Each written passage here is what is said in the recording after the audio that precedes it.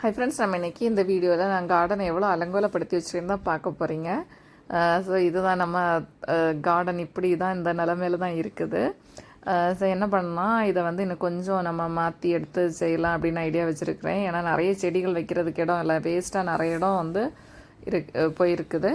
அதனால் அதெல்லாம் கரெக்டாக நம்ம வந்து வரிசைப்படி அடுக்கி வச்சு நம்ம இன்னும் கொஞ்சம் இடத்த ஏற்படுத்தி இன்னும் வேறு செடிகளும் நடலான்னு தான் ஐடியா வச்சுருக்கிறேன்.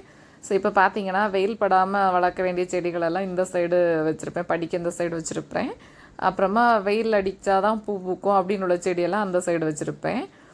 ஸோ இப்போ பார்த்தீங்கன்னா ஃபஸ்ட்டு வந்து இந்த சவுக்கெல்லாம் வச்சுருந்த அந்த படறதுக்காக வச்சுருந்தேன், அதெல்லாமே இந்த மாதிரி தான் இருக்குது. ஸோ வேலை இன்னும் முடியலை. ஸோ டக்குன்னு முடிச்சலாம் நினச்சி தான் தொடங்கினேன். ஆனால் பார்த்தீங்கன்னா இன்றைக்கி வந்து வேலை இந்த லெவலில் தான் முடிஞ்சிருக்கு. ஸோ படறது உள்ள செடியெல்லாம் இந்த மாதிரி 2 சைடும் மட்டை வச்சு கட்டி கயர் போட்டு வச்சுருக்கிறேன். ஏன்னா இந்த கயர்லோடி அது படந்து வந்துடும்ல, அதனால தான் இந்த மாதிரி செட் பண்ணி வச்சுருக்கிறேன். இது கம்ப்ளீட்டாக முடிஞ்சதுக்கப்புறமா நம்ம வந்து நாளைக்கு வந்து இன்னொரு வீடியோ பார்க்கலாம். அதுக்குள்ளே நாளைக்குள்ளே கம்ப்ளீட் பண்ணிடுவேன்னு நினைக்கிறேன்.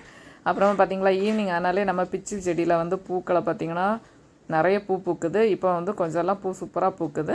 ஸோ நம்ம இது கார்டனை நல்லா செட் பண்ணிவிட்டு அடுத்த வீடியோ பார்க்கலாம். தேங்க்யூ.